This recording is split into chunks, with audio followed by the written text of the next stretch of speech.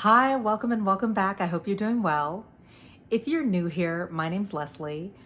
I am a Master Certified Health Coach, Certified Trauma Support Specialist, and Narcissistic Abuse Survivor.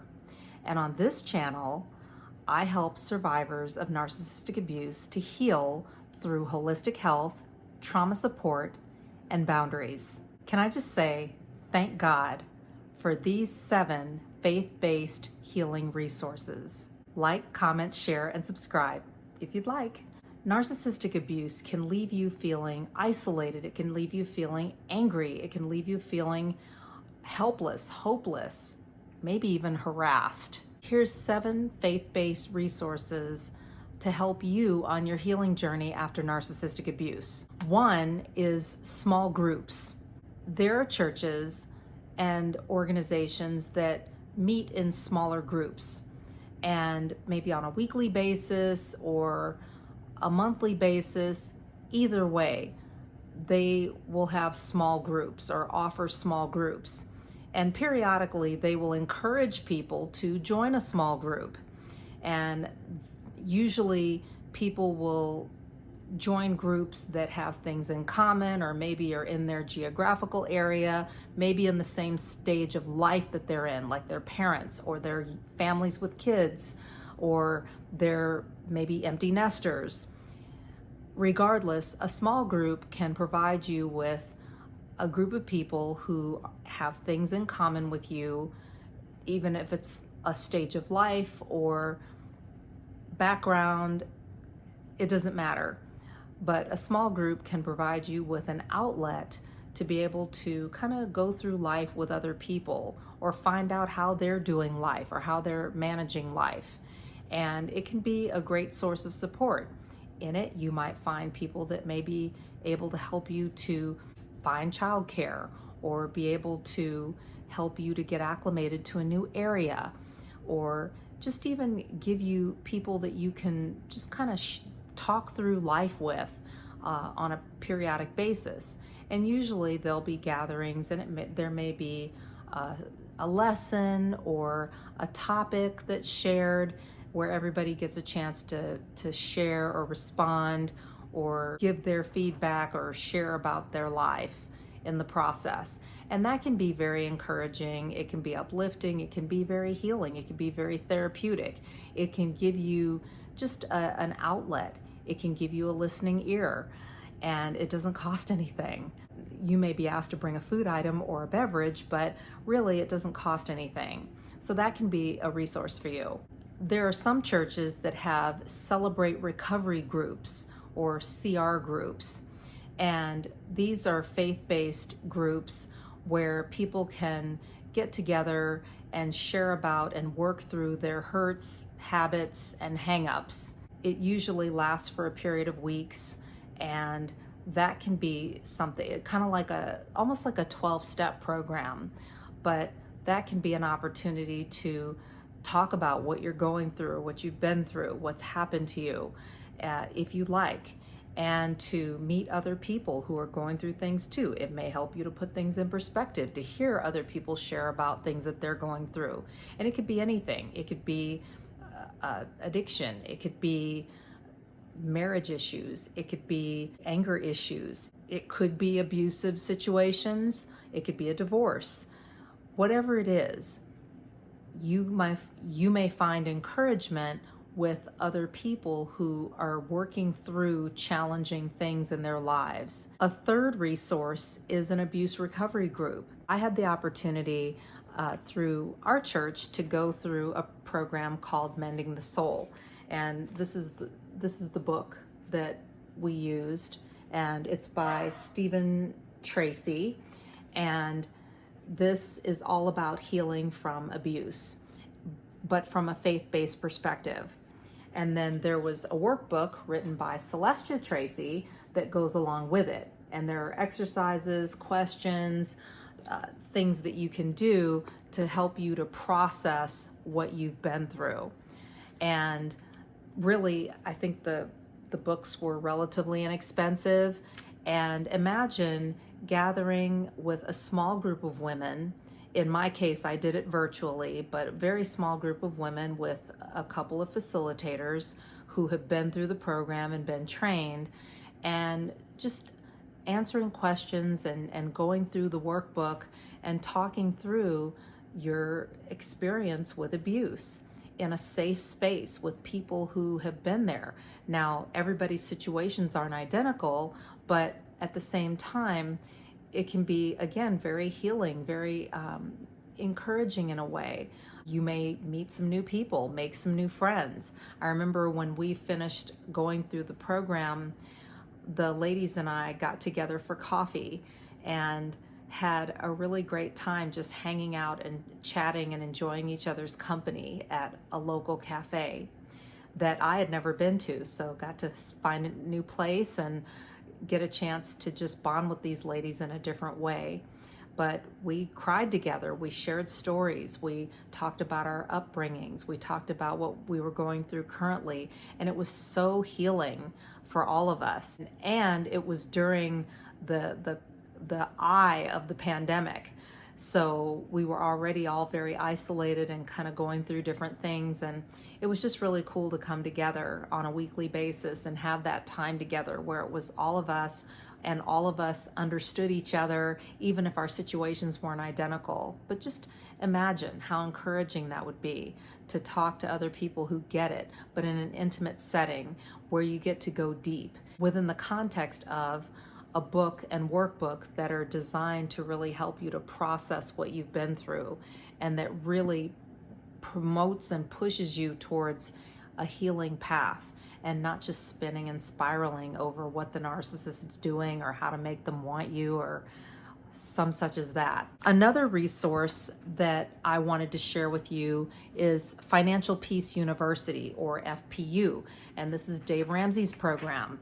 And here is the workbook that we used. This was like from probably a decade ago that we went through this. But again, we were able to enroll in this program through our church, and we went through this with some other couples. There were several other couples actually, and everybody was in different places and phases of their financial journey.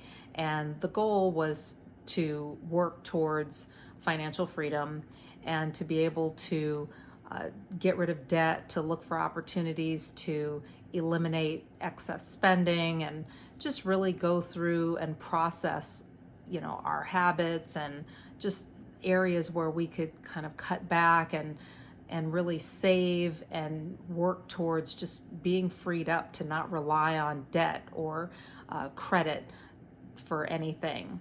And it was cool to be able to celebrate victories with the other couples along the way. That's a great resource too, but something again that you might find through a local church and that might be helpful to you.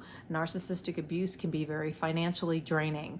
Narcissists are very selfish and they're very reckless when it comes to money, and they do not have a lot of self-control or discipline when it comes to finances. Not that any of us is perfect, but we all could use a tuck here and there in terms of managing our finances and be more shrewd or be a little bit more disciplined.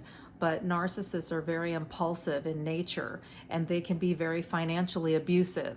I think I shared in a previous video where growing up, we never bought a house because my dad literally smoked away all the money with his addiction and was very financially abusive to my mother. And we were not able to get out from under the consequences of his addiction and just the financial recklessness. I think he had sold a lot of the stock that they had purchased in order to fund his addiction as well. And narcissists can be very financially abusive and not think twice about it. And even after you have disconnected from them, whether you've separated, divorced, they will still try to figure out a way to get in your pockets. And so you may feel like, gosh, I'm just wiped out, I'm drained. Not to mention the fact that we've gone through a pandemic now and we're in a recession, whether anybody wants to admit it or not. And inflation is just, whew.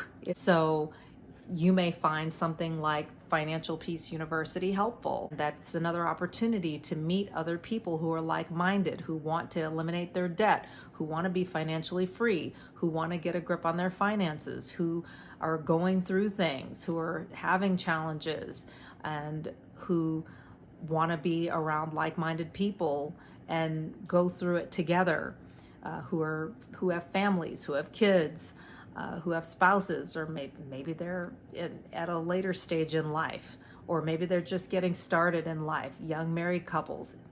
Either way, that can be a great resource and a great opportunity for some healing. Another resource that I thought of is a night of prayer. Some churches, say midweek, will offer people the opportunity to gather together either virtually or in person for an evening of prayer. And that can be really healing as well. You may not know what to pray about. You may not know what to say. You may feel ashamed. You may feel just down, discouraged, depressed, at a loss for words. You may be still just trying to figure out, okay, what did I just go through? And wherever you are, a night of prayer can be really encouraging or healing, especially, say, something that's led by someone else who has more faith than you do at that particular point in time. And that's okay. But you may be surprised. You may meet other people who also need prayer, or meet other people whose faith is greater than yours is, who can pray with you, pray for you, or just connect. A sixth resource that I thought of is a spiritual class or a workshop or a special event, like, say, for example, a women's tea or a women's Bible study or something like that. That can be a great source of encouragement and healing.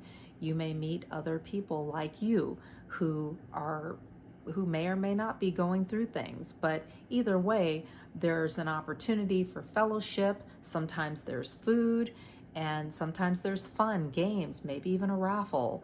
Maybe there's music, and maybe there's some personal sharing or a speaker, something to inspire you, encourage you, help you to put things in perspective, maybe give you some ideas about how to move forward from where you are, wherever that is. But that can be a really great time. It may be an opportunity for you to dress up and show up. Maybe you've been in sweatpants and, eating your feelings at home. And hey, you're not alone, but it may be an opportunity to get dressed up, an excuse to go out. And sometimes they even have childcare where you can drop your kids off at the childcare and then go and spend time with adults and have conversations, maybe talk through things that you don't want your kids to hear, or you might have a shoulder to cry on and you don't want to do that in front of your kids. Maybe you're solo parenting, maybe you're single parenting, maybe you're in the midst of a breakup or a divorce. Regardless, that might be an opportunity for you. And with the holidays coming up, there may be those kinds of gatherings that you can take advantage of. Finally, a seventh resource that I thought of that's more faith-based is service. There are services in your area that you could attend where you can get your faith built up, where you can meet other people who are like-minded, where you might learn about more resources like the previous ones that I mentioned that maybe are offered in the form of classes or things like that through a church, say, for example, that's in your area. Sometimes at the end of services, in addition to the music, fellowship, message, and maybe even special presentations of some kind, they may have an opportunity for you to be invited to pray with someone. And that may be something for you to take advantage of. I know I've taken advantage of that before during my healing journey. And it's so encouraging when I don't have the words to say or when I'm feeling a lot, to be able to just walk up to someone whose specific role is to pray for and with you, say at the end of a service, and who can just offer a hug or offer a smile. It can be so encouraging and uplifting. And again, you can meet people that, say, you might not have met before, who may have some ideas, or just even they might just get it. And just being warm and friendly even just little things like that that can really shift your mood and encourage you and spur you on to keep going and to continue on your healing journey. The other thing that I want to mention about service is that if you are struggling with PTSD or CPTSD, one thing that you might want to do is find an usher and specifically request a seat that's either on an aisle or maybe even towards the back, depending on your comfort level. If you struggle with, say, panic attacks or things of that nature because of what you've been through, you might want to consider where you're sitting within the sanctuary or within the meeting place. And if you need to maybe be on the aisle in case you start to have a panic attack or you're triggered in some kind of way where you can make a quick exit, or you can get to like a restroom or get outside or get to a place where you feel safe or where you can really let down. I remember one time I was attending a church service and I was really struggling with PTSD, and I was sitting on an aisle, and during the course of the sermon, the minister was preaching from the Old Testament, and whatever passage he was reading, he kept saying the word murder again. He kept saying murder, and all I could hear was murder, murder, murder, murder.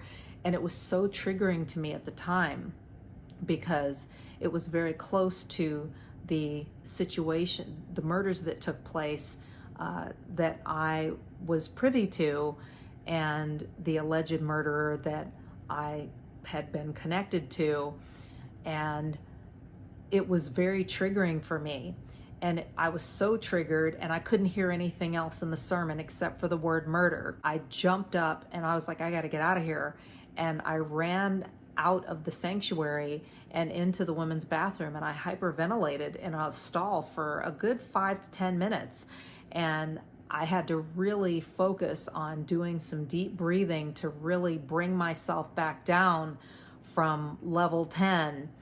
But I was so grateful that I was on the aisle, because if I had been in the middle of a row and had that happen, one, it would have been super embarrassing, but two, it would have been really disruptive to the other people who were sitting in my row.